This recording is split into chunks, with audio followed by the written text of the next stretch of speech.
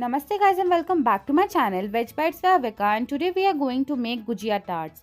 I know guys, each and every one of us had gujia once in the lifetime as it is a very staple dessert during Holi and Diwali parties in India.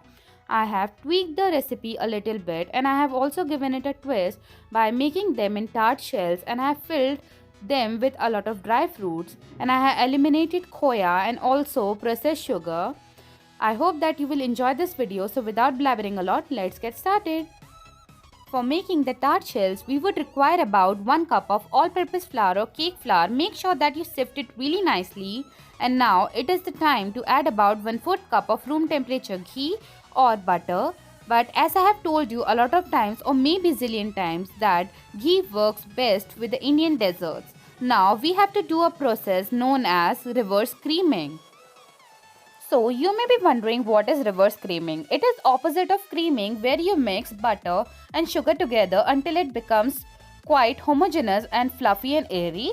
But in this case you have to add butter or the fat to the dry ingredients and mix them really nicely until they become quite sandy and everything is covered with the fat. It is a very crucial step, so make sure that each and every flour is coated well with the fat. And now add about 1/4 cup of milk. It should be at room temperature. You have to add the milk in batches. You may require little less than 1/4 cup of milk or maybe little bit more. It depends on the flour that you're using. And also use your hand to combine it into a dough. You have to make sure that the dough remains hard. It should be little harder than the chapati's dough. Guys, make a note, whenever you are making gujiyas, the ratio should remain 1:4. Suppose you are taking 1 cup of fat, that is ghee or butter, then you have to add about 4 times of all-purpose flour or cake flour into it, and make sure that your flour is well coated with the fat you have used. This is the foolproof ratio and your gujiyas will never turn out bad, and it will be always fantastic like market bought ones. If you have any query, then you can comment down below, and also follow me on Instagram as I am highly active over there, so you can ping me any time of the day. It took me about 3 to 4 minutes to bring this dough together, and now I am kneading it for next 30 seconds so that it will be very smooth, and look how perfect it have turned out. The time may vary from person to person, but it will generally require about 5 to 6 minutes to knead this dough.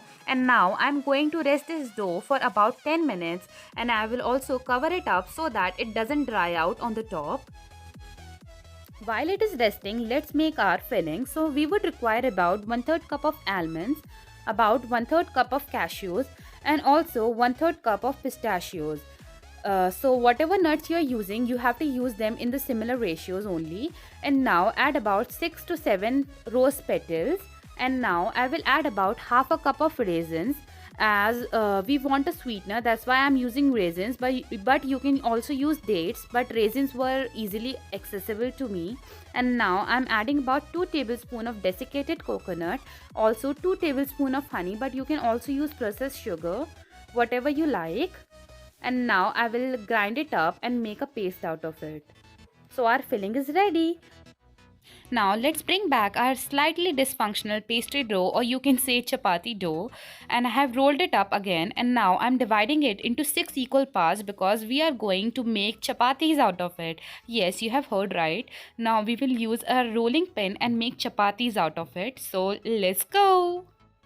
Guys, let me break this to you before you start expecting I don't know how to make chapatis. So please don't expect that I will make those aesthetically pleasing round chapatis. No, I don't know how to make them. So now I will take my cupcake liner and I will use my fingers to shape my pastry dough into those fancy cupcake liner shape, and I will tear out the extra part of it, and I will use my fingers to gently smoothen out the edges.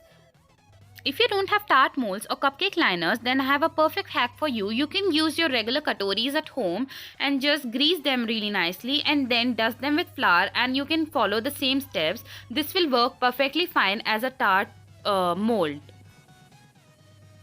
I have shaped all my pastry doughs and I am transferring it to a plate, and then I will refrigerate it for 30 minutes, or you can also freeze it for 10 minutes. It works perfectly fine. This is a mandatory step. This prevents our tart shells from shrinking, so make sure that you do it and do not skip it. Let's bake these tart shells in a preheated oven at 200 degrees Celsius for about 15 to 20 minutes or until it becomes golden and crispy. My tart shells have turned out really beautiful and pretty, and now I think it's time to fill our filling. So make sure that you fill the filling when it is very hot or it is just came out of the oven. And now I'm going to add about 1 tablespoon of the filling into it. Now I will press it gently so that it covers the entire surface. The heat from the tart shells helps in actually maintaining the shape of the filling. And now I will add some rose petals on the top.